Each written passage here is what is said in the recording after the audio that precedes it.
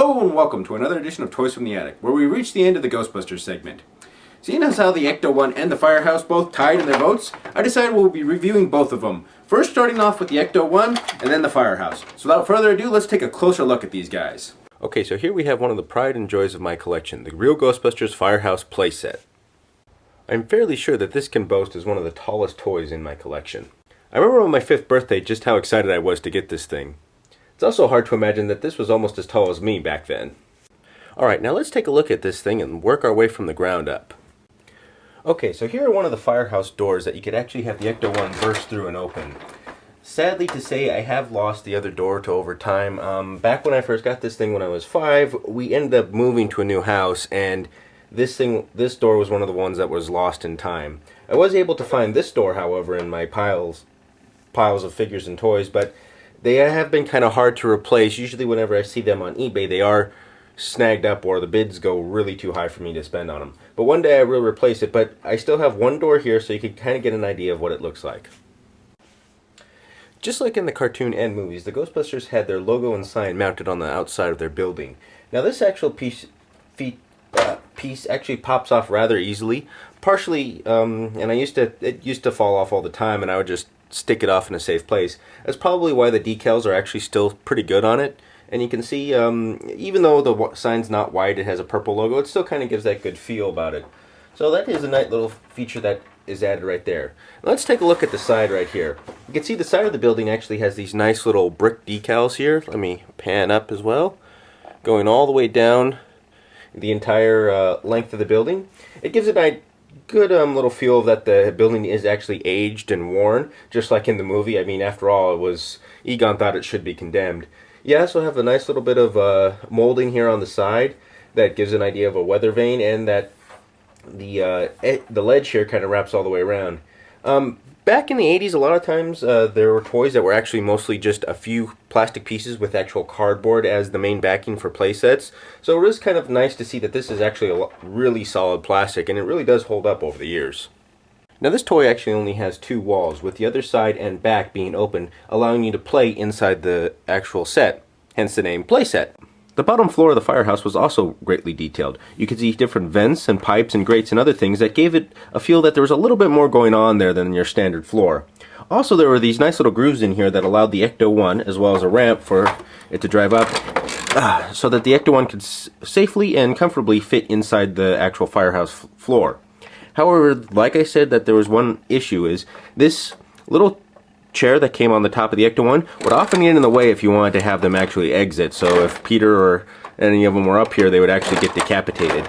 So that's, I guess, one of the reasons why they made this removable, so that the Ecto one actually safely could roll right on out of it. Now they also had some nice decals that you could put on the back in here, giving the idea that there's a little shop vac or a little car jack to actually prop up the Ecto in case you're wanting to work on it.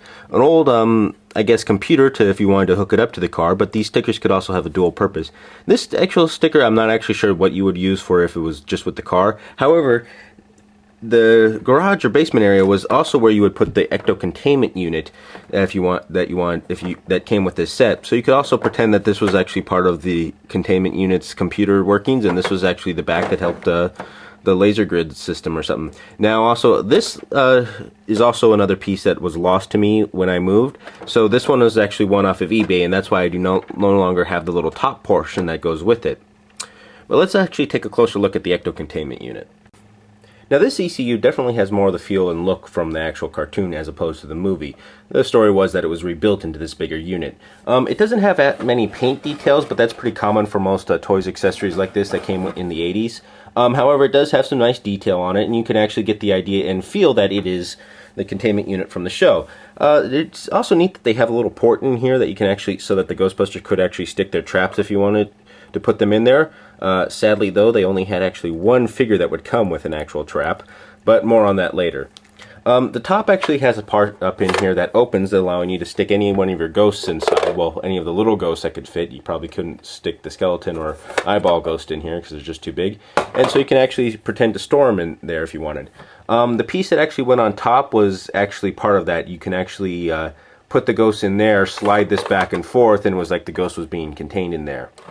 However, there is one thing I would like to point out that I've seen on boxes of the Firehouse playset is that they actually showed that the Ecto containment unit used to have a crack right in here, and the front could pop off.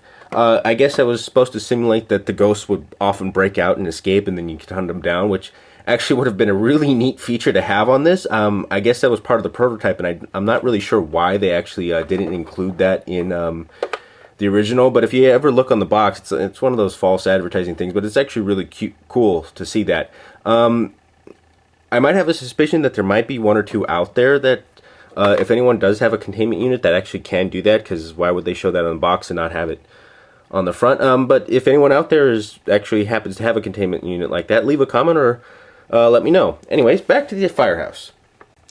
Alright, there's really not much to the second floor of the Firehouse. It's just pretty much this one solitary ledge right here. You do have some neat little handrails that snapped in here to kind of give the simulation of some safety, but it's pretty much just a solitary area right here that the Ghostbusters can hang out on. You have a nice little decal right here of a bookshelf with a bust of some scientist on here, and a lot of textbooks and other stuff. The scientist actually has little glasses on, so it's kind of funny. And then you got another sticker right here showing decals, and gives you a good idea that there were a lot of books and that the Ghostbusters did do some studying when they need to research things. Well, back then there's no computer, so yeah, everything came out of books. Often here you're going to talk about Tobin's Spirit Guide, so you could pretend that any one of those were their form of research. Alright, now the third story of the Firehouse was another area that the Ghostbusters could actually just hang out in. There's a little bit more going on up here than the second story, but not by much. They had the similar handrails that would go over here that simulate some form of safety. And if you could kind of notice, there's actually a little bit of a hole back here. Let me see if I can turn it. When I was 5, I had no idea what it was for until I actually saw the commercial for the Firehouse, where you actually could have a little ghost simulating to pop up and come up through the floor. That's actually pretty ingenious right now. Just a little simple, removing a little bit of simple plastic over on this corner right here, you can simulate an actual, well, ghost coming out. It's just a neat little thing. Like I said before, not all the ghosts could actually fit in here because some of the ghosts were actually pretty big, but it's still a neat little thing. It's hard to tell, but there is a little bit of a metal grate. Oh, someone fell off. Oh, it was just Lewis. No big worries. There's a little bit of a metal grate in here, and there's actually one up here too. And the idea is that you can actually pour your ectoplasm and slime to come down in here, and it would cover the guys, simulating that they've just been slimed. Now, let's get to this little feature right here, and I'm going to have to zoom out for that.